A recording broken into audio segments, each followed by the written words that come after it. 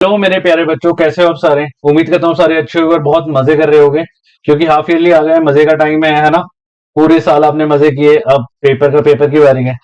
हम आज डेरिवेशन करने वाले हैं क्लास 9 की, मोशन की, फोर्स एंड लॉस की और ग्रेविटेशन की। शुरुआत करेंगे हम मोशन से। ठीक है। मोशन की तीन डेरिवेशन है। पहली है आपकी v is equal to you plus A t. दूसरी है आपकी s is equal to U T plus half A T square. और तीसरी है आपकी v square minus you square is equal to 2as। ठीक है। अच्छा, अगर आपके मैम ने बोला है कि ये नहीं आएगी तो मत करना, क्योंकि कई स्कूल्स में कराया जा रहा है, कई स्कूल में नहीं कराया जा रहा। ठीक है। तो शुरुआत करते हैं इनकी। अगर आपको नहीं आ रही तो आप नेक्स्ट चैप्टर पे चलना, फोर्स एंड लॉस के डेरिवेशन। ठीक है। मैं एक बार फिर रिपीट करता हूं मैंने क्या बोला। मैं आज आपको डेरिवेशन करवाने वाला हूं। अगर आपके स्कूल में अगर टीचर कहती है कि ये डेरिवेशन नहीं आएगी, टीचर कहती है ये डेरिवेशन नहीं आएगी, देन डोंट डू इट। तब इस वीडियो में ये वाला पार्ट आप स्किप कर सकते हो, हम आगे चल सकते हैं। ठीक है। बट अगर आ रही है तो मैं गारंटी ले रहा हूं आपको, मैंने बोला ना कि आएगी आएगी, तो ये तो 110% है। आपके PT1 ले लो या फिर आपके हाफ ईयरली ले लो, सब में डेरिवेशन मिलेगी आपको, इसलिए मैं डेरिवेशन करा रहा हूं। ठीक है। तो शुरू करते हैं डेरिवेशन आज का पार्ट। देखो, देर आर थ्री थिंग्स। हमें आज डेरिवेशन किसकी करनी है तो पता होगा।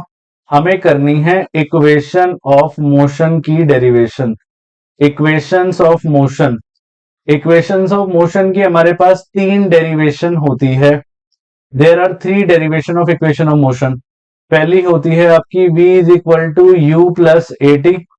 दूसरी होती है आपके पास s is equal to U T plus half A T square. और तीसरी होती है आपके पास v square minus you square is equal to 2as। So there are three equation of motion, और इसके बिना आपकी 11th क्लास भी खत्म हो जाएगी, आपकी 9th तो पूरी खत्म है। 9th की फिजिक्स में कुछ समझ नहीं आएगा, क्योंकि ये डेरिवेशन मतलब ये तीनों चीजें आपको आनी चाहिए। इनके बिना आप कुछ नहीं कर पाओगे, क्योंकि न्यूमेरिकल भी आगे बहुत सारे आने वाले हैं इन्हीं के ऊपर बेस्ड। ठीक है। तो इक्वेशन ऑफ मोशन हम करने वाले हैं आज, डेरिवेशन करने वाले हैं। पहले हम एक ग्राफ कंसीडर कर लेते हैं। ये देखो, मान लो एक वेलोसिटी टाइम ग्राफ मुझे गिवन है। एक सेकेंड, एक सेकेंड, प्रॉपर बनाते हैं ना ग्राफ, अगर इसी में पढ़ रहे तो। ये रहा।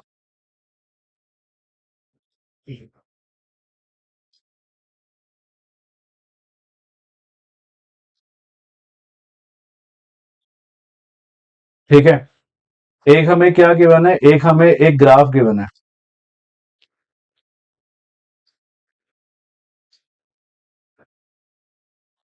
कौन सा ग्राफ गिवन है, हमें वेलोसिटी टाइम ग्राफ गिवन है।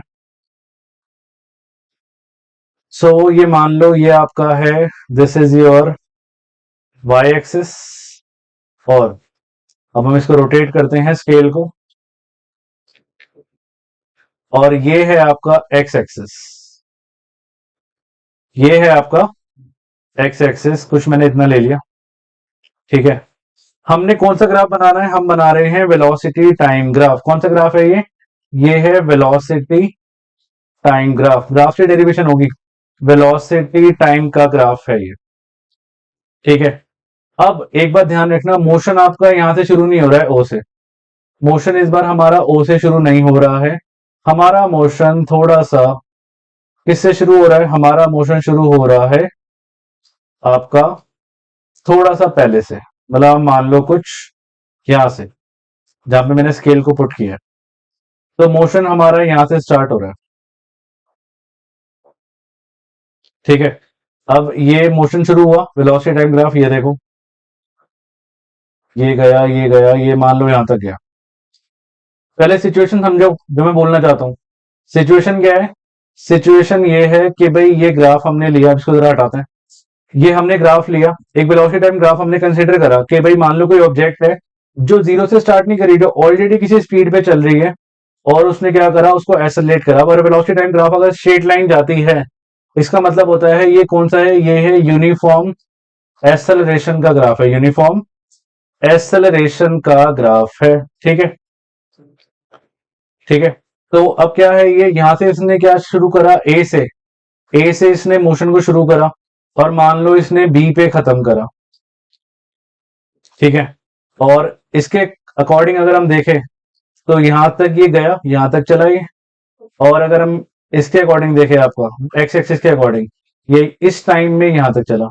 मीन्स अगर हम इसको आगे बढ़ाएं तो मतलब बेसिकली हमारा मोशन जो हो रहा है वो हो रहा है from A to B. Motion हो रहा है फ्रॉम ए टू बी, ठीक है। तो ए बी, इसको हम सी मान लेते हैं, इसको हम डी मान लेते हैं, और इसको हम ई मान लेते हैं। तो ये हमारा ग्राफ बन चुका है। एक ग्राफ शुरू हुआ है ए से, वो गया है बी तक, ठीक है। अब कुछ चीजें जो हमें जाननी चाहिए वो ये है कि मुझे एक बात बताओ, अगर हमारा ए से शुरू हुआ है तो मैं ओ से लेके ए को मैं यू नाम दे दूं। मैं यू नाम क्यों दूंगा इसको, अब जरा मुझे बताओ क्यों। क्योंकि यहां से हमारा मोशन की शुरुआत हुई है, and you is what, you क्या होता है, यू हमारा इनिशियल वेलोसिटी होता है ना, यू इज इनिशियल वेलोसिटी। अब बी पे खत्म हुआ है, तो बी से लेके डी तक क्या मैं इसको वी बोल दूं, क्या मैं इसको वी बोल दूं, आपको बुरा तो नहीं लगेगा, मैंने इसको वी बोल दिया। क्यों, क्योंकि यहां पे मेरा मोशन खत्म हुआ है, and v is what, v is what, v is final velocity, ठीक है। मैंने वी बोल दिया, मतलब यू हुआ और ये वी हुआ। और ये जो पूरा काम हुआ ये कितने टाइम में हुआ, इसको मैं टी बोल दूंगा। मतलब मैं ओ डी को मैं टी बोल दूं, तो ये हो गया मेरा टी। अब मेरी बात ध्यान से सुनो, सुनो जरा। अगर ये ओ ए यू है तो मतलब सी डी भी मेरा यू होगा, यस और नो, क्योंकि ये पैरेलल डिस्टेंस है और परपेंडिकुलर के बीच में सेम होता है। अगर ये ओ डी मेरा टी है तो ए सी भी मेरा टी होगा ना, ए सी भी मेरा टी होगा, और एक वी रह गया। अगर मेरा बी डी वी है तो नेचुरल सी बात है, मेरा ओ ई भी क्या होगा, ओ ई भी मेरा वी होगा। तो पहली बात तो मैंने कंसिडर कर ली, क्या क्या कंसिडर करा, मैंने माना कि ए से कोई ऑब्जेक्ट शुरू हुआ ग्राफ में, ए से शुरू हुआ और वो चलना शुरू करा, यूनिफॉर्मली एक्सेलरेट करा, बी तक गया। इसके कॉरेस्पॉन्डिंग मैंने देख लिया मेरा यू कितना था, ए से शुरू करा तो ओ ए मेरा यू होगा, बी तक गया तो बी डी मेरा वी होगा, ठीक है। और जितने टाइम में चला ओ डी मेरा टी होगा।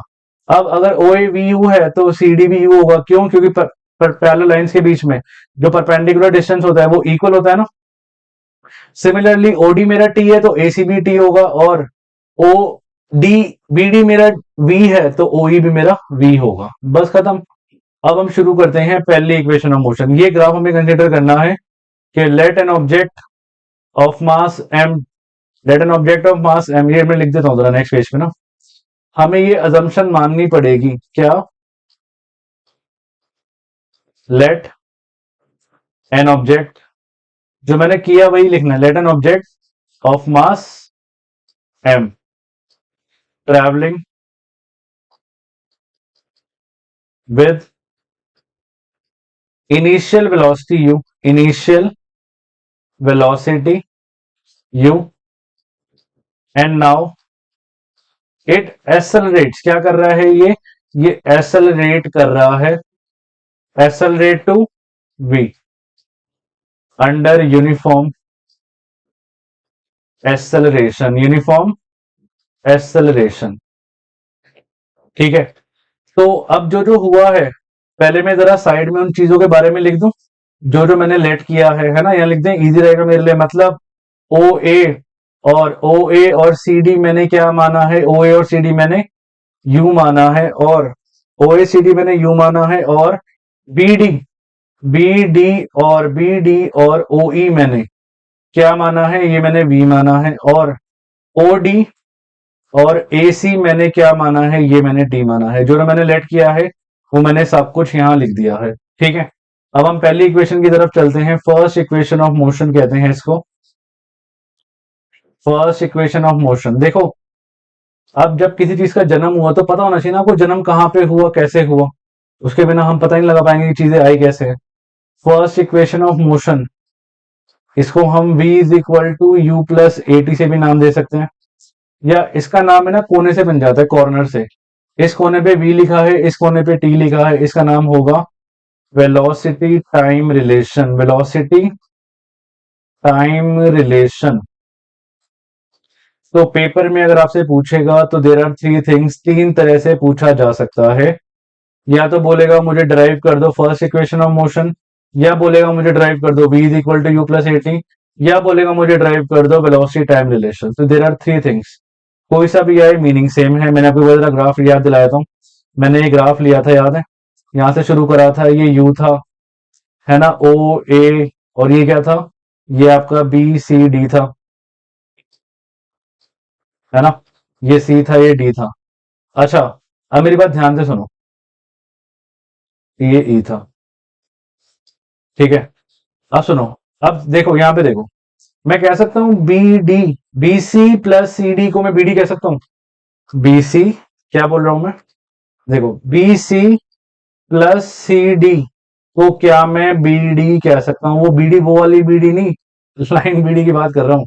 ये देखो, यहां देखो, B C plus C D is equal to B D, कह सकते हैं कि मान लो ये 7 था, ये 3 था, ये 10 होगा, भाई B C plus C D is equal to B D, agreed.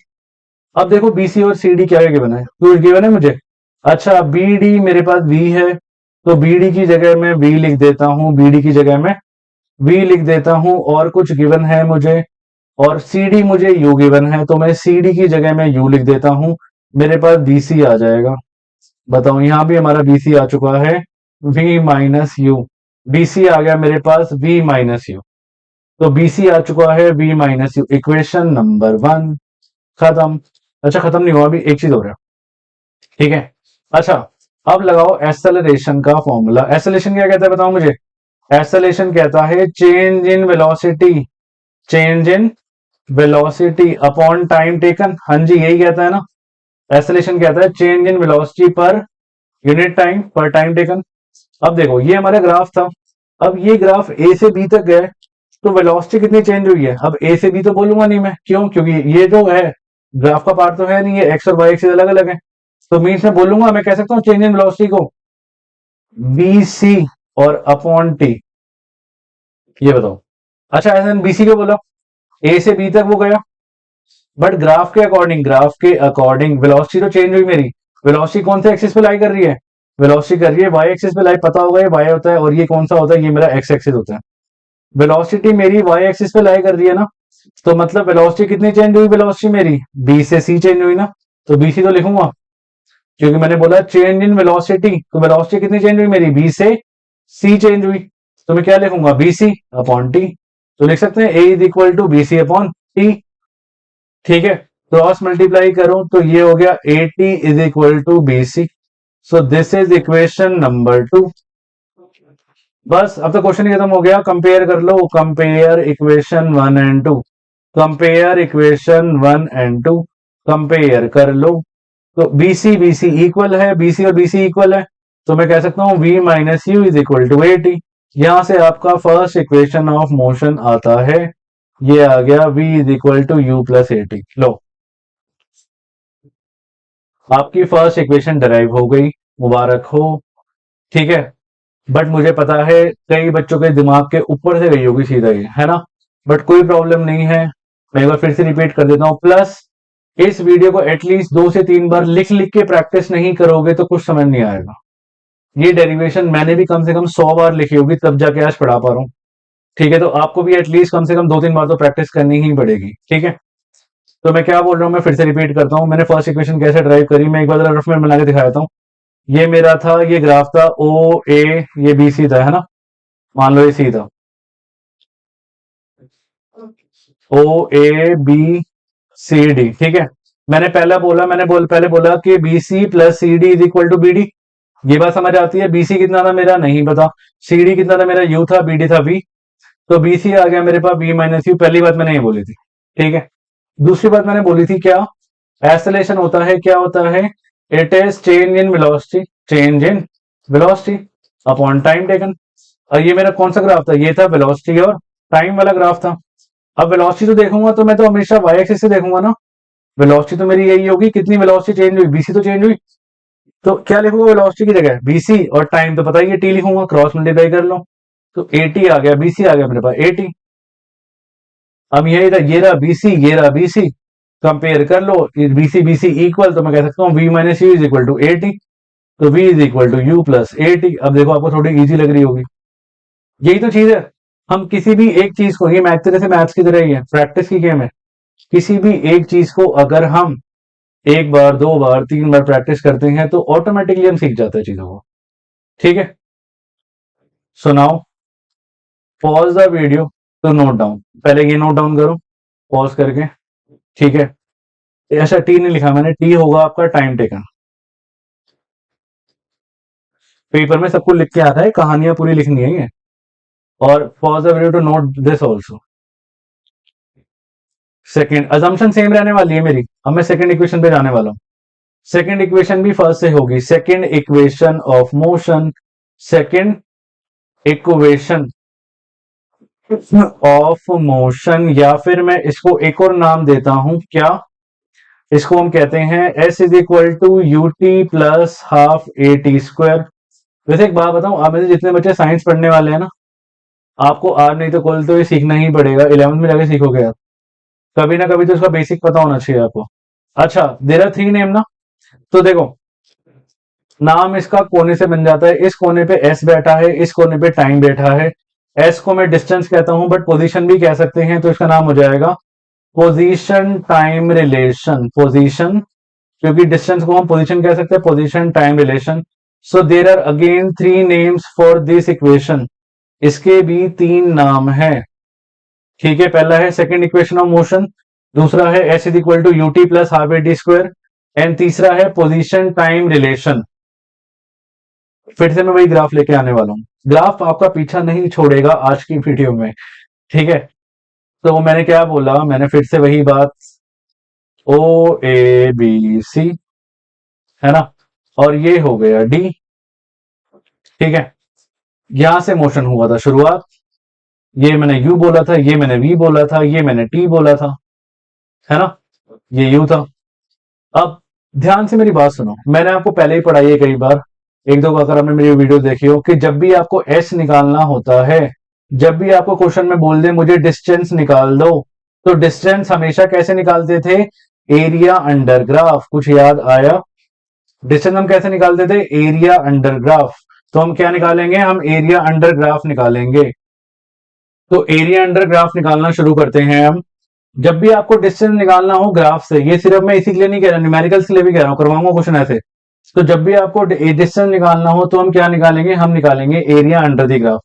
तो एरिया अंडर द ग्राफ का मीनिंग क्या हुआ, आपको इसका एरिया निकालना है, ये जो आपको दिख रहा है ये पूरा, इस पूरे का एरिया निकलेगा। और ये क्या बन रहा है भाई, ये बन रहा है आपका, एक तो आपका ट्रायंगल बन रहा है और एक आपका रेक्टेंगल बन रहा है ना, यही तो बन रहा है। तो मतलब आपको इसका एरिया निकालना है, तभी हमारा एस आएगा। इसको जरा मैं इरेज कर दूं थोड़ा सा, देखो अब हमें निकालना है एस, तो एस क्या होगा, एस होगा एरिया ऑफ, क्या था, एरिया ऑफ पूरा O A B D, O A B D है ना, ये बना रखा है मैंने, area of O A B D. और इसको मैं लिख सकता हूं क्या, ये दो फिगर से मिलकर बन रहा है ना, एक तो मेरी ये बन रहा है, एक तो बन रहा है ट्रायंगल, एरिया ऑफ ट्रायंगल मतलब A B C plus area of O A C D. अच्छा, एरिया ऑफ ट्रायंगल का फॉर्मूला क्या होता है, ये होता है हाफ इनटू बेस, बेस मतलब एसी, इनटू हाइट मतलब BC, plus area of rectangle is, आपको पता है ये लेंथ इनटू ब्रेड्थ, तो लेंथ मतलब ओडी इनटू ओ ए। तो ये हो गया S is equal to 1/2 A C. अब मुझे देखो ना, हमें पता क्या क्या है, हमें पता क्या क्या है, हमें ए सी पता है, टी है, हमें ए सी पता है कितना है, ए सी मेरे पास टी है, और बी सी मुझे नहीं पता, बीसी नहीं पता, प्लस ओडी पता है मुझे, ओडी मेरे पास टी है ना, ये मैंने टी लिया था ना, दिस इज अवर टी, ये था यू, और ओ ए कितना मेरे पास, ओ ए मेरे पास यू है। तो हम एक काम करें, यूटी को पहले लिख दूं, तो ये होगा UT plus half, half into T into BC. ठीक है, तो ये आ गया आपके पास। अच्छा, बट इससे आगे मैं कुछ कर ही नहीं सकता, क्यों, क्योंकि भाई अब मुझे बीसी निकालना है, मैं बीसी कैसे निकालूं। बट एक बात हमेशा याद रखना, आपको सेकंड इक्वेशन भी, इवन थर्ड इक्वेशन भी, दोनों की दोनों इक्वेशन आपकी फर्स्ट इक्वेशन से ही बनेगी। ठीक है, अब मैं बीसी निकालने जाता हूं, इसको मैं यहीं पे छोड़ता हूं, क्योंकि इससे आगे मैं इसका कुछ कर ही नहीं सकता। अब हम क्या करते हैं, बीसी वही गेम खेलेंगे जो फर्स्ट इक्वेशन में खेली थी। कौन सी गेम, हम कह सकते हैं B C plus C D is equal to B D. BC मुझे नहीं पता, CD मुझे भाई U है, BD मेरे पास V है, तो BC आ गया मेरे पास V माइनस यू, BC आ गया V माइनस यू, BC आ गया। अब from first equation of motion, from क्या बोल रहा हूं मैं, जरा इरेज कर दूं इसको, ग्राफ को, ग्राफ की इतनी रिक्वायरमेंट नहीं है, जो काम था रोल था वो हमारा ग्राफ का खत्म हो चुका है। अच्छा, from first equation of motion, first equation of motion से मैं क्या कह सकता हूं, यही v is equal to you plus A T, तो ये आ जाएगा v minus you is equal to A T. अब दोनों को कंपेयर कर लो, इक्वेशन पहले में क्या लिया था, 1 2 लिया था ना, अब मैं 3 4 ले लेता हूं, इसको मैं 3 ले लेता हूं, इसको मैं 4 ले लेता हूं। अब मैं बोलूंगा कंपेयर कर लो इक्वेशन 3 एंड 4 को, कंपेयर इक्वेशन 3 एंड 4, कंपेयर करना जरा। तो v माइनस यू ये रहा, v माइनस यू ये रहा, v माइनस यू ये रहा, तो BC 80 के इक्वल आ गया, तो BC किसके इक्वल आ गया, 80 के, तो BC की जगह मैं 80 लिख दूंगा। इक्वेशन 5 में लिखो, क्या क्या लिखेंगे, put BC is equal to 80 in equation 5, equation 5 में इसको डाल दो, तो ये आ जाएगा आपका, क्या आ जाएगा, S is equal to U T plus 1/2 into t. BC की जगह लिखूंगा मैं क्या, BC की जगह मैं 80 लिखने वाला हूं, तो आप मल्टीप्लाई कर लो, तो ये आ जाएगा आपके पास, एक सेकेंड, ये आ जाएगा S is equal to U T plus half A T square, यही तो चाहिए था हमें, आपकी डेरिवेशन आ गई, S is equal to U T plus half A T square, तो ये आपकी डेरिवेशन आ चुकी है। So this is your derivation, ठीक है। सेकेंड इक्वेशन, वीडियो को पॉज करो, इसको नोट डाउन करो, एटलीस्ट 2 3 बार प्रैक्टिस करो, आपको अपने आप समझ आ जाएगा, ठीक है। सेकंड में मैंने क्या किया, सेकंड में मुझे ग्राफ दिया था, मैंने इसका एरिया निकाला भाई। मैंने इसका एरिया क्यों निकाला, क्योंकि जब भी मुझे एस निकालना होता था तो मैं एरिया निकाला, तो एरिया ऑफ ट्रायंगल बन रहा था प्लस एरिया ऑफ रेक्टेंगल बन रहा था। एरिया ऑफ ट्रायंगल होता है क्या, half into base into height, और ये होता है लेंथ इंटू ब्रेड्थ। इसको मैंने लगाया, बेस, बेस कितना था मेरे पास, हाफ इंटू बेस, बेस था मेरे पास टी, और हाइट कितनी थी मेरे पास, BC थी, याद है, लेंथ इंटू ब्रेड्थ, ये था u इंटू टी, तो इसको मैंने लिखा है U T plus 1/2 into T into BC। फिर मैंने BC को निकाला फर्स्ट इक्वेशन से, आपकी डेरिवेशन आ गई, ठीक है। तो ये थी सेकंड इक्वेशन ऑफ मोशन, ये थी हमारी फर्स्ट, और सब कुछ इस ग्राफ से आ रहा है, देखो। अब हम करने जाएंगे थर्ड इक्वेशन ऑफ मोशन, और थर्ड इक्वेशन ऑफ मोशन के भी 3 नाम है, तो डरने वाली कोई बात नहीं है, ठीक है। थर्ड इक्वेशन ऑफ मोशन का एक नाम और है क्या, इसको हम वे इक्वेशन ले, v square minus you square is equal to 2AS कहते हैं, या फिर इसको हम कोने से नाम बना ले, कोने का नाम, कोने से V है, ये S है, position velocity relation, position velocity relation खत्म, पोजीशन वेलोसिटी रिलेशन भी कह सकते हैं। This is also called position velocity. तो देर आर 3 थिंग्स, पेपर में इन 3 तरीके से वो क्वेश्चन पूछ सकता है आपसे, ठीक है। ग्राफ सेम रहने वाला है, तीनों की तीनों ग्राफ से निकलेगी। ये था आपका OA B और C, OAB और C और D, है ना। तो ये था U, ये था U, ये था V, ये था T, ये था T, अब तो रट गया होगा मेरे ख्याल से, है ना, एम आई राइट। एनीवेज, तो third equation of motion, third equation of motion सबसे सिंपल है ड्राइव करना, सबसे सबसे सिंपल है, इसमें भी आपको S निकालना है। अब आप बोलोगे सर S तो हम ऑलरेडी निकाल चुके हैं, हम 2 बार S क्यों निकालें, क्योंकि मेरी मर्जी,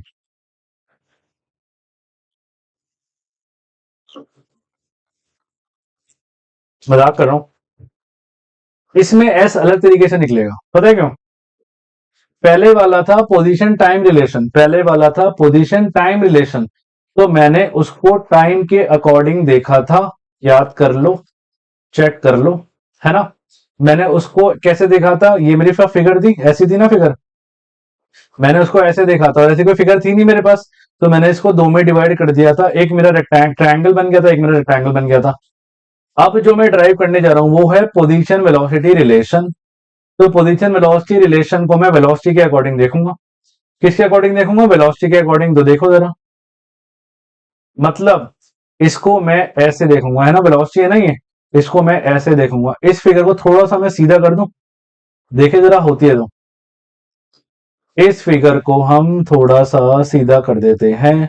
now look, it is looking like a trapezium. मतलब आपको ट्रेपीजियम का एरिया निकालना है, खत्म, आपका आंसर आ जाएगा। देखो मैं क्या कहना चाहता हूं, जो मैं बोलना चाहता हूं वो ये है कि ये इक्वेशन है पोजीशन टाइम रिलेशन। क्या है? Position velocity relation. इसको मैं निकाल लूंगा कैसे? इसको मैं ऐसे निकालेंगे, लाइक दिस, वेट, ये इसको हम ऐसे निकालेंगे, ऐसे देखेंगे वेलोसिटी के अकॉर्डिंग, ऐसे, लाइक दिस। और ये एक फिगर बन रही है भाई, ये एक फिगर बन रही है, इट इज अ फिगर। हम यहां बना लेते हैं, काम करते हैं ना, इजी रहेगा। कुछ ऐसे बन रहा है ना ये, इसको मैं नाम देता हूं ना, ओ ए बी और डी, ये फिगर बन रही है। तो इसको मैं आपको बना के दिखाता हूं, देखो ट्रेपीजियम, ये बन गई। इसको मैं ऐसे हिलाऊंगा, लो, क्या है ये? एक तरह का ट्रेपीजियम ही तो है। तो मतलब हमें एस निकालना है। एस क्या निकलेगा? S is equal to area of trapezium. Now trapezium बन रहा है, पहले क्यों नहीं बन रहा? समझ आ गई बात? क्योंकि पहले मैं देख रहा था कैसे, नीचे की तरफ, क्योंकि पहले वाला टाइम वाला रिलेशन था। तो पहले टाइम के अकॉर्डिंग देखो क्या बनेगा। टाइम के अकॉर्डिंग तो मुझे ये ट्रायंगल अलग दिख रहा था, रेक्टेंगल अलग दिख रहा था। अब मैं देख रहा हूँ वेलोसिटी के अकॉर्डिंग। अब मैं देख रहा हूँ वेलोसिटी, तो वेलोसिटी में मुझे क्या दिख रहा है? वेलोसिटी में मुझे एक ट्रेपीजियम दिख रहा है, trapezium of O A B D, है ना। ट्रेपीजियम का आपको एरिया आना चाहिए, नहीं तो क्वेश्चन भी नहीं हो पाएगा। क्या? Half of, half into sum of parallel side, sum of parallel sides into height, perpendicular height कह सकते हैं। तो ये हो गई आपकी डेरिवेशन, ठीक है। S is equal to 1/2, parallel side आप बता दो, ये रही ना पैरेलल साइड, मैंने साफ साफ बना तो दिया आपके लिए। क्या? O A plus B D into height, height मेरी ओडी होगी। अब तो और इजी लग रहा होगा आपको, मैंने पूरी फिगर ही घुमा दी, है ना। अब देखो ओ ए क्या है मेरे पास, इस फिगर में देख लेते हैं। ओ ए मेरे पास यू है, ओ ए मेरे पास यू है, बी डी मेरे पास वी है, और O D O D O D O D मेरे पास टी है। डेरिवेशन तो आ नहीं रही, हम क्या करें? इसको v प्लस यू लिख दूं, u plus v plus same बात है, इंटू टी। अब इसको यहीं पे छोड़ देते हैं, क्यों? क्योंकि इसमें तो कुछ कर ही नहीं सकता मैं। पहले हमने इक्वेशन कहां तक गए थे? 5 तक गए थे। इसको मैं 6 ले लेता हूं। अब फिर से मैं फर्स्ट इक्वेशन पे जाऊंगा, फिर से मैं इसको इरेज कर दूं जरा, इसका कोई रोल नहीं है। फिर से मैं जाऊंगा फर्स्ट इक्वेशन पे, बहुत याद आ रही है क्योंकि मुझे उसकी, क्योंकि सारी डेरिवेशन जो होगी फर्स्ट इक्वेशन से ही होगी। मैं लिख सकता हूं क्या? क्या लिख सकते हैं हम? From first equation of motion, from first equation of motion में क्या कह सकता हूं? क्या था? वो था v is equal to you plus A T. अब इसमें से आपने करना क्या है? इसमें से आपको t निकालना है, ये रहा ना t, और इस t को निकाल के इसमें पुट कर देना है। आपकी डेरिवेशन आपके सामने, देखो कैसे। ये होगा v minus you is equal to A t, ये होगा v minus u upon a is equal to t. अब इस t को पुट t इन इक्वेशन 6 कर दो, आपकी डेरिवेशन हो जाएगी। मैं आपका ये भी रेस करता हूँ, एक बार नोट तो कर ही लिया होगा, इसको नोट कर लेना भाई वीडियो को पॉज करके। तो ये हो जाएगा put put T in equation 6 में टी को डाल दो। तो ये हो जाएगा s is equal to 1/2 v plus u, t की जगह क्या लिखूंगा मैं? v minus u upon a. अब देखो ऊपर फॉर्मूला लग रहा है a plus b, v plus u into b minus u, a plus b into a minus b. Formula होता है a square minus b square, मतलब v square minus you square का अपॉन 2a। 2a को वहां ले जाऊं, अच्छा नहीं लग रहा है नीचे बैठा हुआ। आपकी इक्वेशन आगे देखो, 2as is equal to v square minus you square. अगर आपको स्मार्ट नहीं लग रही तो कोई बात नहीं, v square minus you square पहले लिख दो। तो v square minus you square is equal to 2as, आपकी डेरिवेशन आ चुकी है। तो यही आपका थर्ड इक्वेशन ऑफ मोशन है, जो एग्जाम में कई बार पूछ लेता है। कई बार कई स्कूल में तो सरप्राइजली पूछ लेता है ये, कि मुझे ड्राइव करके दिखा दो, और टीचर कहती है यू ऑलरेडी नो, आपको तो इतना तो पता ही होगा, है ना, ये ट्यूशन में पढ़ लिया होगा या मुझसे पढ़ लिया होगा, है ना।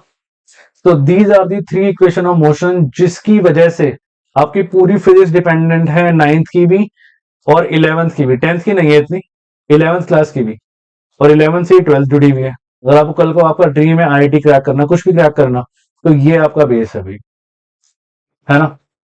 और आप यहाँ पे आईएएस ले हो कि आपका बेस स्ट्रांग हो जाए। तो ये थी हमारे पास, इस ग्राफ से हमने पहली इक्वेशन की थी चेंज इन वेलोसिटी लेके। ये आप इसको नोट करो जल्दी से पॉज करके, फिर इसको नोट करो। ये थी हमारी सेकंड इक्वेशन ऑफ मोशन, फिर ये थी हमारी थर्ड इक्वेशन ऑफ मोशन। ठीक है, यहाँ से स्टार्ट हुआ। मैं अच्छा, इसमें कंफ्यूजन हो रही होगी कि पहले कौन सा लिखे बाद में कौन सा लिखे, तो मैं जरा आपके लिए इजी कर देता हूं। पहले आपने ये लिखना है, फर्स्ट ये लिखना है, फिर आपने ये लिखना है, फिर आपने ये लिखना है ना। सेकंड की अगर बात करूं, पहले हमने ये लिखना है फर्स्ट, फिर हमने ये लिखना है, फिर हमने ये लिखना है। ये सीक्वेंस डाल रहा हूं मैं ताकि आपको दिक्कत ना हो। इसमें हमने पहले ये लिखा था, फिर हमने ये लिखा था, फिर हमने ये लिखा था। तो ध्यान रखना इन चीजों को। और आपने नोट तो कर ही लिया होगा साथ साथ मेरे, है ना, जब मैं बोलता हूँ। So pause the video to note down. आज हम यहीं तक करेंगे। इन तीन इक्वेशन ऑफ मोशन को आप रिवाइज करो अच्छे से। पहली क्या थी, एक बार रिवाइज कर लेते। क्या थी पहली? थी v is equal to you plus A t. दूसरी क्या थी? दूसरी थी s is equal to U T plus half A T square. तीसरी थी v square minus you square is equal to 2as। तो दीज थ्री इक्वेशन अब next video में जो मैं लाने वाला हूं उसमें इनके न्यूमेरिकल्स कराऊंगा, जो बहुत अच्छे और बहुत पेपर में आने वाले। आपके एग्जाम में 109% न्यूमेरिकल्स मिलेंगे मिलेंगे। और मैं गारंटी दे रहा हूँ, ये चैप्टर समझ नहीं आया मीन्स आपका अगला चैप्टर खत्म, उससे अगला चैप्टर खत्म। क्योंकि इसी के बेस पे सारा चैप्टर डिपेंड करता है। ग्रेविटेशन भी इसी पे डिपेंड करता है, फोर्स एंड लॉ भी इसी पे डिपेंड करता है। ठीक है, तो ये तीसरी इक्वेशन है। थोरोली इसको रिवाइज करना, कम से कम 3 3 4 4 10 10 बार बना बना के प्रैक्टिस कर डालना। हम नेक्स्ट चैप्टर पे चलते हैं। नेक्स्ट चैप्टर है आपका force and laws of motion. देखो, इसमें सिर्फ एक ही डेरिवेशन है हमारी, वो है न्यूटन का सेकेंड लॉ। एक टाइम पे आपकी आती थी डेरिवेशन, उसका नाम था law of conservation of mass. Law of conservation of mass. I think आपको मैक्सिमम बच्चों को ये नहीं कराई गई होगी क्योंकि सिलेबस से अभी इस साल कट है। बट अगर फिर भी आपको ये कराई गई है तो आप मुझे कमेंट सेक्शन में लिख देना, मैं आपको अलग से सेपरेट इसकी एक वीडियो बना दूंगा। फिलहाल हम न्यूटन का सेकंड लॉ करने जा रहे हैं। न्यूटन की सेकंड लॉ आती है एग्जाम में, और मैं गारंटी ले रहा हूं आपको, ये हाफ ईयरली में आपको एग्जाम में ये क्वेश्चन मिलने वाला है। ठीक है, तो ये छोड़नी नहीं है। शुरुआत करते हैं न्यूटन के सेकंड लॉ की डेरिवेशन की। न्यूटन का सेकंड लॉ के पहले हम स्टेटमेंट करेंगे, उसके बाद हम डेरिवेशन पे चलेंगे। न्यूटन का सेकंड लॉ बोलता क्या है? स्टेटमेंट शायद आपको याद होगी। क्या कहते हैं न्यूटन का सेकंड लॉ? वो कहता है the rate of change of momentum of an object is directly proportional to the applied unbalanced force in the direction of force। क्या मैं कह रहा हूं? रेट ऑफ ये स्टेटमेंट है, पेपर में सीधा आएगा। स्टेट एंड प्रूफ न्यूटन का second law. Rate of change of momentum of an object, rate of change of momentum of an object is directly proportional to is directly proportional to applied unbalanced force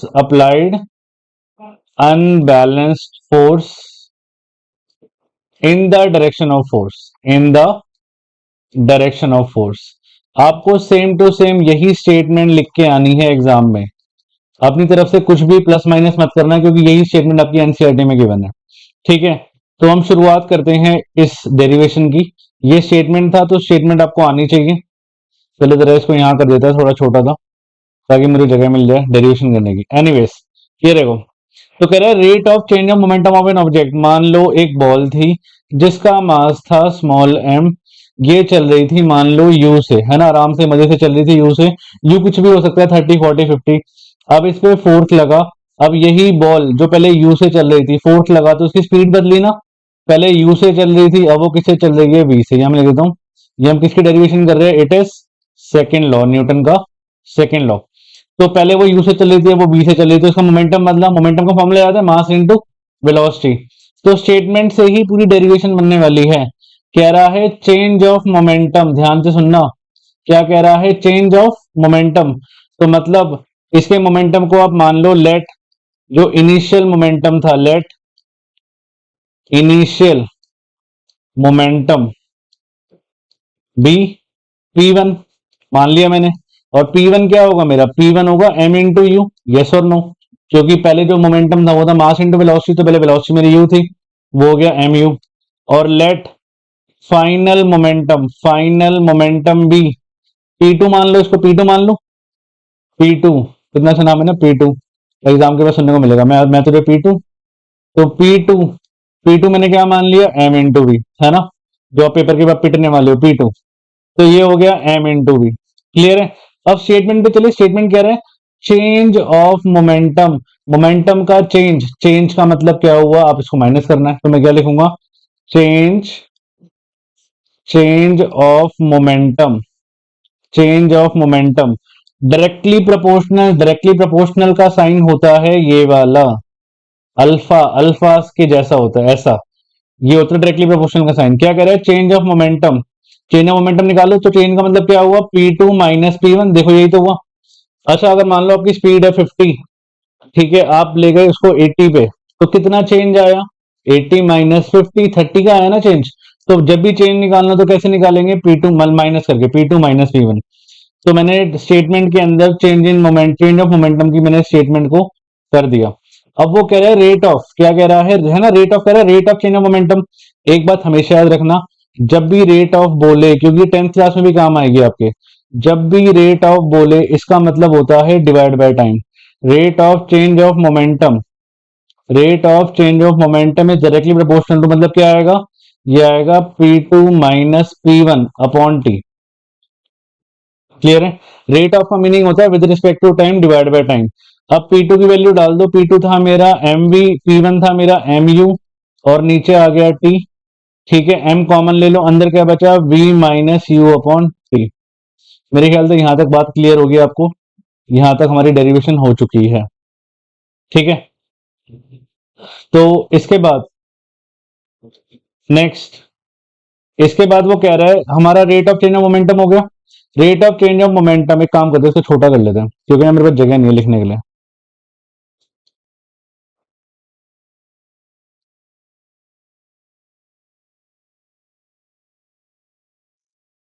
ए ये रहा,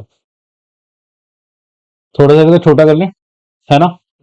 अब यहाँ पे जगह बन गई। तो rate of change of momentum मैंने बोला P2 minus P1 upon T, rate of मतलब और आगे स्टेटमेंट देखो क्या करें।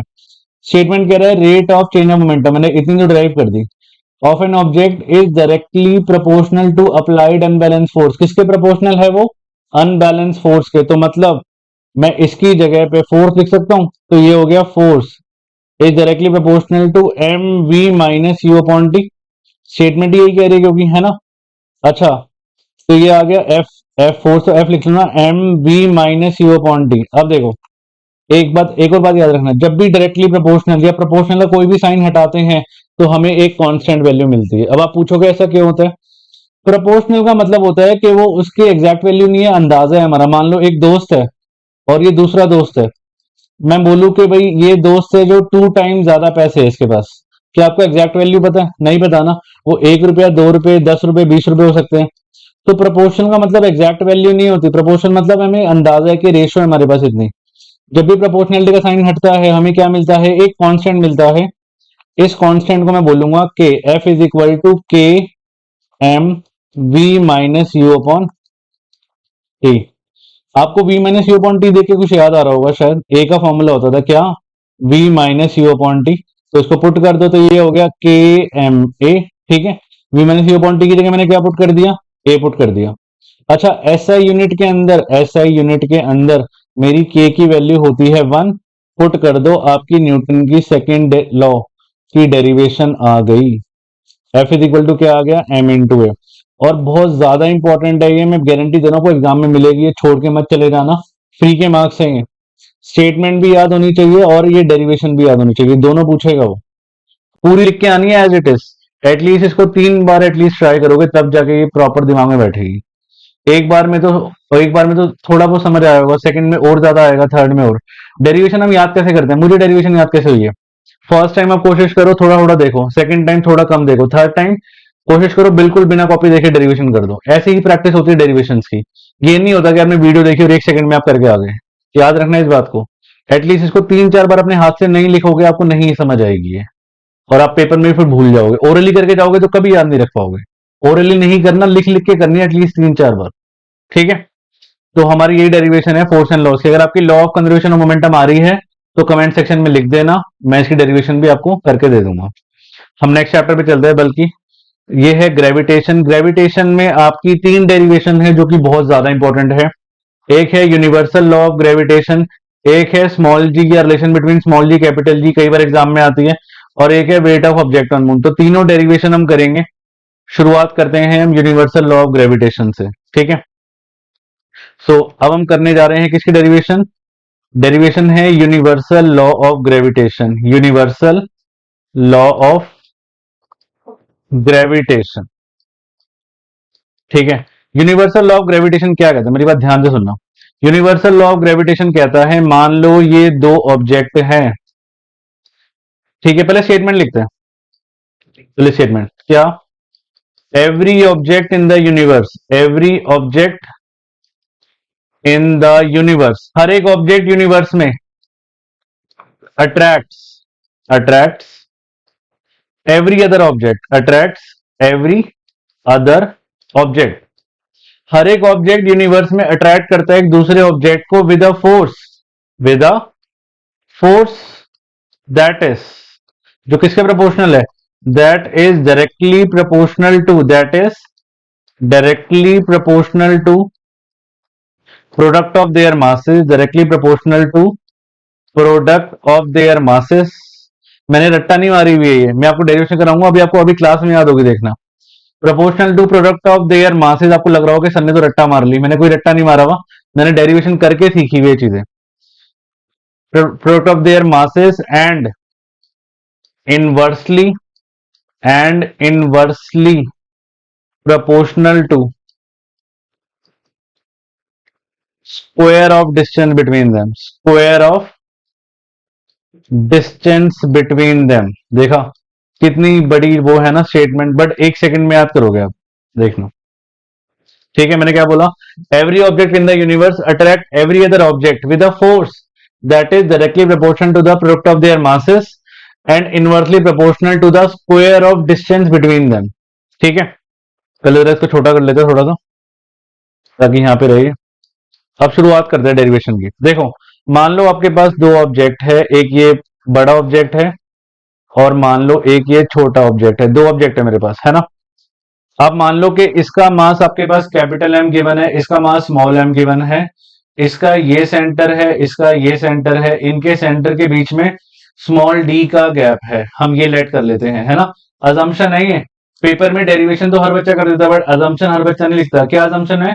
यही जो मैंने बोला, इसी को आपको अपनी लैंग्वेज में लिखना है। क्या?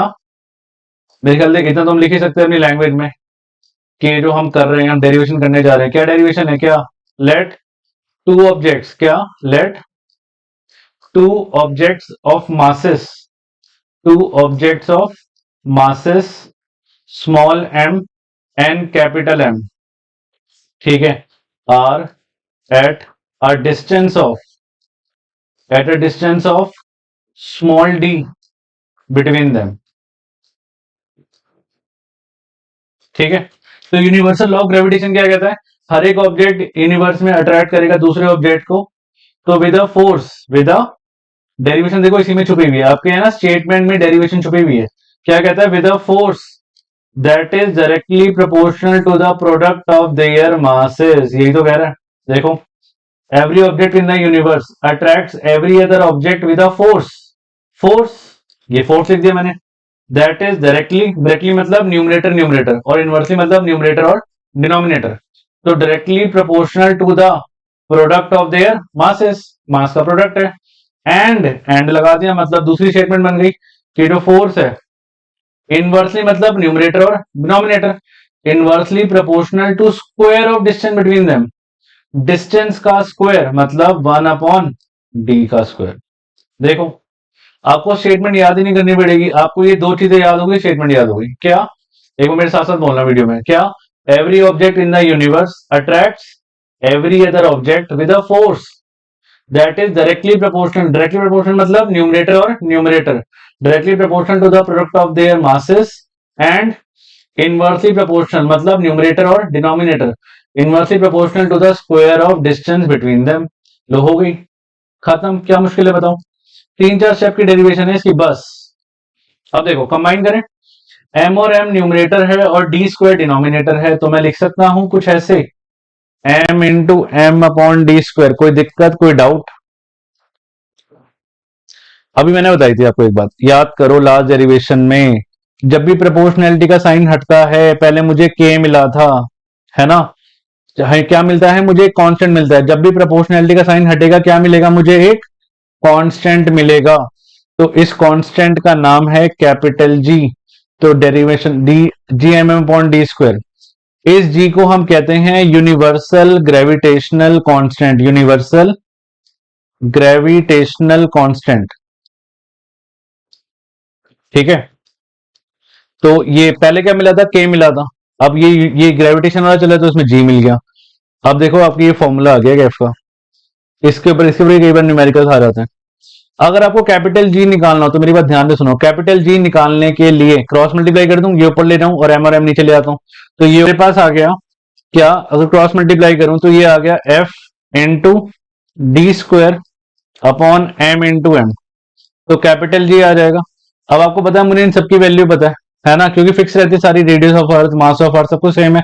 हम इन वैल्यू को पुट करेंगे तो कैपिटल जी की वैल्यू निकल के आएगी कुछ लगभग आपके पास, ये आएगी 6.673 इंटू 10⁻⁻11 न्यूटन मीटर स्क्वायर के जी -2। बस इतनी छोटी सी वैल्यू है इसकी। बताओ क्या बोला मैंने? 6.673 इंटू 10⁻⁻11 न्यूटन मीटर स्क्वायर के जी -2। अब ये न्यूटन मीटर स्क्वायर के जी -2 अगर आपको रटना ना हो तो कैसे आया, मैं आपको वो बता देता हूं। आपको मैंने जी क्या निकाल के दिखाया? एफ इंटू डी स्क्वायर ना। एफ की ऐसे यूनिट क्या होती है? जी क्या था मेरा? जी था F into d square, m into m. F की ऐसा यूनिट क्या है? न्यूटन है। डिस्टेंस की बताएं, मीटर स्क्वायर होती है। मास की क्या होती है? केजी और केजी। तो न्यूटन मीटर स्क्वायर के जी -2 के जी स्क्वायर। सिंपल, क्लियर है? तो ये थी आपकी यूनिवर्सल लॉ ऑफ ग्रेविटेशन की डेरिवेशन। अच्छा, एक चीज और पूछ सकता है इसमें कि भाई इसको देने वाले का नाम क्या था? पहली बार एक ऐसा इंसान जिसने इसकी वैल्यू गिवन है, कैपिटल जी मेरा फिक्स रहता है, इस वैल्यू को देने वाले का नाम भी याद रख लेना, वो एक्स्ट्रा बता रहा हूं, पेपर में आ जाता है। It is Henry Cavendish. Henry Cavendish भाई साहब जी ने ये वैल्यू दी थी और हमें बताया था कि कैपिटल जी की वैल्यू ये होती है, and it is a scalar quantity, ये हमेशा फिक्स रहती है। ठीक है, तो आप इसको नोट करो यूनिवर्सल लॉ ऑफ ग्रेविटेशन को। हम इसके बाद उस पे चलते हैं, ये स्मॉल जी की डेरिवेशन पे। क्लियर है? स्मॉल जी करते हैं इसको, जरा वीडियो को पॉज करो और इसको नोट करो। हाँ जी, तो नेक्स्ट डेरिवेशन है आपकी स्मॉल जी, या इसको हम एक और डेरिवेशन कहते हैं relation between small g and, relation between small g and capital G. Clear है? तो बहुत सिंपल सी डेरिवेशन है, कुछ भी नहीं है इसमें, 2 3 4 स्टेप किए भी। क्या करना है आपको? एफ का फॉर्मूला बताइए, क्या अभी तो बताया था न्यूटन के सेकंड लॉ में, क्या था? एम इंटू ए। और एक और एफ को मैंने अभी आपको ड्राइव करके दिया, याद है क्या था? जी, G M M upon D square. आप इन दोनों इक्वेशन को ध्यान से देखो, लेफ्ट हैंड साइड इक्वल है तो राइट हैंड साइड भी क्या होगी? इक्वल। तो मैं कह सकता हूं एफ इज इक्वल टू, अगर एफ और एफ इक्वल है, from equation 1 and 2, equation 1 and 2 से मैं क्या कह सकता हूं? From equation 1 and 2 but we can say m into a is equal to G M M upon D square. m से m कट गया, a आ गया मेरे पास, क्या आ गया? G M upon D square. Clear है बात? a आ गया G M upon D square. अब देखो, अगर कोई भी ऑब्जेक्ट पड़ा होगा, कोई भी ऑब्जेक्ट अगर अर्थ पे पड़ा होगा, और आपको पता है हमारी अर्थ कभी भी सेम नहीं रहती, हमारी अर्थ ऐसी कुछ इलिप्टिकल है ना, तो वो सरफेस पे ही पड़ा होगा। भाई मान लो ये ऑब्जेक्ट है, ओ ऑब्जेक्ट है और ये ए सेंटर है इसका, तो इसका जो डिस्टेंस होगा वो कितना होगा? It is radius of earth. तो मतलब मैं डी की जगह आर लिख दूं, क्योंकि डी इज वॉट? आर। और ए क्या है मेरा? ए क्या है? स्मॉल जी को पता क्या कहते हैं? Small G is called acceleration due to gravity. Just imagine, आपने जो जितनी भी डेरिवेशन पढ़ी, acceleration due to gravity, v is equal to you plus A T, H is equal to U T plus half A T square, B square minus you square equal to 2as। सब में जो में आप a लिखते थे, अब यहाँ पे चैप्टर 10 में ये जो स्मॉल जी आपका क्या है? एक्सेलरेशन ही तो है, तो मैं d की जगह r लिख सकता हूँ, a की जगह मैं स्मॉल g लिख सकता हूँ। तो ये इक्वेशन बन जाएगी g is equal to G M upon R square. ये डेरिवेशन बन गई आपकी, डेरिवेशन आ चुकी है। और एक और बात, मुझे आर पता है, आर कितना होता है मेरा 6400 किलोमीटर होता है अप्रोक्स। इसको मीटर में करेंगे और इंटू 1000 कर देंगे, इसका स्क्वायर कर लेंगे। कैपिटली मैंने आपको भी निकाल के दिखाया था, कितना था 6.673 इंटू 10 की पावर -11। और मास ऑफ अर्थ भी हमें पता होता है 6 इंटू 10 की पावर 24 kg होता है। अगर हम इन सबको पुट कर दे और स्मॉल जी की वैल्यू निकाल दे, आपको इतना रटने की जरूरत नहीं पड़ेगी, आप डायरेक्टली लिखोगे इसके बाद क्या, स्मॉल जी की वैल्यू कितनी होती है, ऑलमोस्ट 9.8 मीटर पर सेकेंड स्क्वायर। मतलब ये हमारी स्मॉल जी की वैल्यू है, जो कभी जो फिक्स रहती है अर्थ पे, बट ये पोल और इक्वेटर पे अलग अलग होती है। मैं आपको बाद में कराऊंगा नेक्स्ट टाइम, फिलहाल अभी डेरिवेशन करते हैं। तो स्मॉल जी की वैल्यू हो गई मेरे पास 9.8 मीटर पर सेकंड स्क्वायर। मैंने मीटर पर सेकंड स्क्वायर क्यों लगाया है, बिकॉज ये क्या है मेरी, ये है मेरी एक्सेलरेशन। ठीक है, तो ये आपकी डेरिवेशन हो गई स्मॉल जी की। इसको जरा वीडियो को पॉज करो, इसको नोट करो। तीसरी और सबसे लास्ट डेरिवेशन इस चैप्टर की शुरू करते हैं। अच्छा, अब है आपका wait of object on moon. Wait of object on moon, wait of object on moon.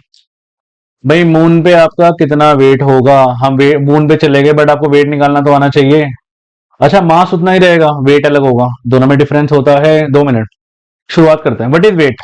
आपको वैसे वेट का मतलब पता है?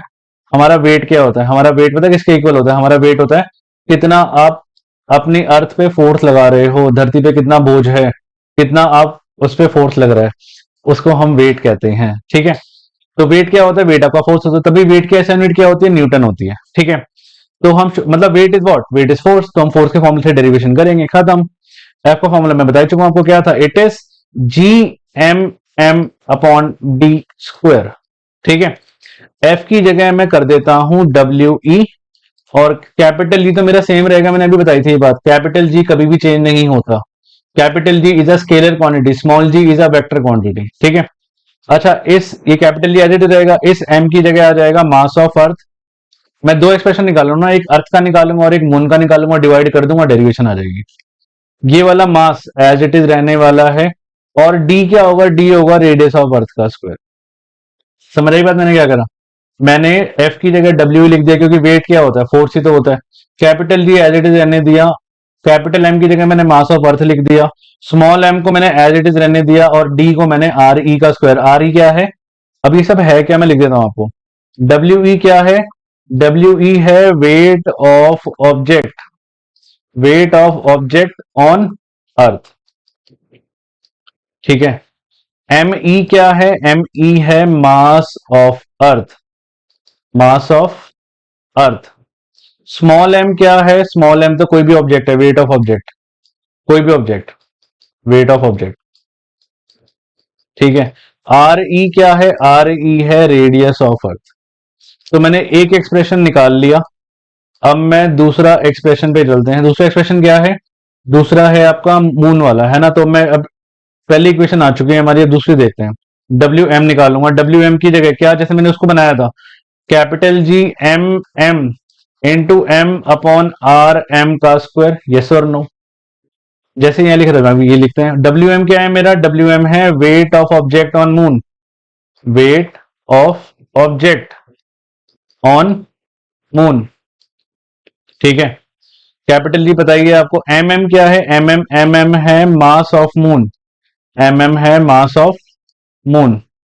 अच्छा, स्मॉल एम मैंने बताई दिया, स्मॉल एम तो सेम ही है। आर एम क्या है? आर एम है रेडियस ऑफ मून। तो ये सब कुछ ये डिनोट करते हैं। अब हम इसको डेरिवेशन करते हैं। डेरिवेशन के लिए कुछ नहीं करना, आपने इक्वेशन 1 और 2 को डिवाइड कर देना है, दैट से डेरिवेशन हो जाएगी। इतनी छोटी सी डेरिवेशन है, देखो मैं जरा इसको छोटा कर लूँ थोड़ा, और इसको साइड हटाओ, यहां पे करते हैं। हमने क्या करना है, दोनों को डिवाइड करना है। देखो कैसे, मतलब weight on earth upon weight on moon, वो हमने क्या करना है, डिवाइड करना है बस। हम इसको डिवाइड करें, मतलब W E upon W M करें, तो देखते क्या रेशो आएगी। तो डब्ल्यू ई क्या है मेरे पास? डब्ल्यू ई है G M E into M upon R E का स्क्वायर, अपॉन डब्ल्यू एम क्या है? ये है G M M into M upon R M का स्क्वायर। अब ध्यान से देखो, ध्यान से चेक कर लो, क्या एम से एम कट गया, जी से जी कट गया, क्योंकि तो फिक्स है तो सेम है। अब आपको रेशो ही, मतलब क्या रेशो बची मेरे पास? मेरे पास बचा W E upon W M, ये बचा M E upon R E का square divide divide M M upon R M का स्क्वायर। अब डिवाइड को मल्टीप्लाई में कन्वर्ट कर सकता हूं, तो डब्ल्यू अपॉन डब्ल्यू एम क्या आ जाएगा, ये आ जाएगा M E upon R E का स्क्वायर इंटू आर एम का स्क्वायर अपॉन एम एम। अब मेरी बात ध्यान से सुनना। अच्छा, या तो मुझे क्वेश्चन में वैल्यू गिवन हो, क्योंकि क्योंकि फिक्स रहते हैं। आपका mass of earth M E fix रहता है, कभी चेंज नहीं हो सकता। रेडियस ऑफ अर्थ फिक्स रहता है, कभी चेंज नहीं हो सकता। रेडियस ऑफ मून फिक्स रहता है, कभी change, और मास ऑफ मून भी हमेशा क्या रहता है, फिक्स रहता है। तो इनको मैं वैल्यू पुट करूंगा और दिखा दूंगा कि भाई ये आंसर है मेरा 1/6 ही आएगा। वैसे देखो, या तो क्वेश्चन में गिवन करेगा, क्या गिवन करेगा कि भाई एम ई की वैल्यू मेरी ये है, आर ई की वैल्यू मेरी ये है, आर एम कितना है मेरा ये है, एम एम कितना है मेरा ये है। एम ई मास ऑफ अर्थ होता है हमारा एग्जैक्ट, अगर मैं बात करूं तो 5.98, इट इज 5.98 इंटू 10 की power 24 kg। Radius of earth कितना होता है, रेडियस ऑफ अर्थ होता है 6.37 इंटू 10 की पावर 6, 6.37 इंटू 10 की पावर 6 मीटर, ठीक है। और मून का मास होता है 7.36, 7.36 इंटू 10 की पावर 22 kg, ये है मास ऑफ मून। और मून का रेडियस होता है 1.74 इंटू 10 की पावर 6, 1.74 10 की पावर 6 मीटर। या तो ये क्वेश्चन में आपको गिवन करेगा, तो आप इसकी जगह पुट कर सकते हो, है ना। एम ई की जगह एम ई डाल दोगे, आर ई की जगह आर ई डाल दोगे और वैल्यू डाल दोगे, ठीक है। अगर बाई चांस अगर एग्जाम में ये गिवन नहीं करता, क्योंकि ये आप याद करने की जरूरत नहीं है इनको, या तो गिवन करेगा, नहीं करेगा तो कोई टेंशन लेने वाली बात नहीं है। आप इसके बाद डायरेक्टली एक चीज लिखने वाले हो, क्या, ये लिखोगे आप W E upon W M, मतलब weight of object on earth upon weight of object on moon, कितना आएगा, ये आएगा आपके पास, इसकी रेशो आएगी 6, ऑलमोस्ट 6 आएगी, ऑलमोस्ट 6 आएगी। इनको सबको वैल्यू को डालोगे ना, मतलब एम ई की जगह आप ये डालोगे, आर ई की जगह आप ये पुट करोगे, आर एम की जगह आप ये पुट करोगे, और एम एम की जगह आप ये पुट करोगे। इन सबको डाल डोल के वैल्यू कितनी आने वाली है, 6। अब क्रॉस मल्टीप्लाई करें, एक डेरिवेशन आ रही है, तो ये आ गया W E by 6 is equal to W M. इस चीज को हम याद रखने वाले हैं और यही हमारी डेरिवेशन है, क्या, कि weight of object on moon अगर आपको निकालना हो तो weight on of object on earth को डिवाइड बाय क्या करना पड़ेगा, 6, बस यही आपकी डेरिवेशन है। आपकी डेरिवेशन हो चुकी है, कितनी छोटी सी है देखो। अगर वैल्यू पुट करता है, वैल्यू पुट करके भी 6 ही आने वाला है। वैल्यू पुट नहीं करेगा तो कोई नहीं, अब इसके बाद ये मत लिखना ये चीज, आप डायरेक्टली लिख देना W upon W M is equal to 6 और W M is equal to W E by 6, मतलब जितना हमारा अर्थ पे वेट है उसको आप डिवाइड बाय 6 कर दो, आपका मून पे वेट आ जाएगा। वेट आएगा, मास सेम रहता है। मान लो ये पेन है, आप इसको मून पे ले जाओगे तब भी पेन ही रहने वाला है, ये पेन ही रहेगा, बट ये कितना डाउनवर्ड फोर्स लग रहा है ना। आपको पता होगा कि मून पे क्या होता है, चीजें फ्लोट कर रही होती है, देखा होगा आपने, है ना। तो ये क्या होता है, क्योंकि उनमें ग्रेविटेशनल फोर्स क्या होता है, कम होता है। क्यों होता है, क्योंकि मास ऑफ मून भी तो कम होता है मास ऑफ अर्थ से। तो ये आपकी डेरिवेशन थी 3 चैप्टर्स की, इनको अच्छे से थॉरोली रिवाइज करना। कोई डाउट हो तो मुझे कमेंट सेक्शन में लिख देना, कोई और डेरिवेशन करनी तो मुझे बता देना। हम नेक्स्ट वीडियो में मिलते हैं, बाय बाय।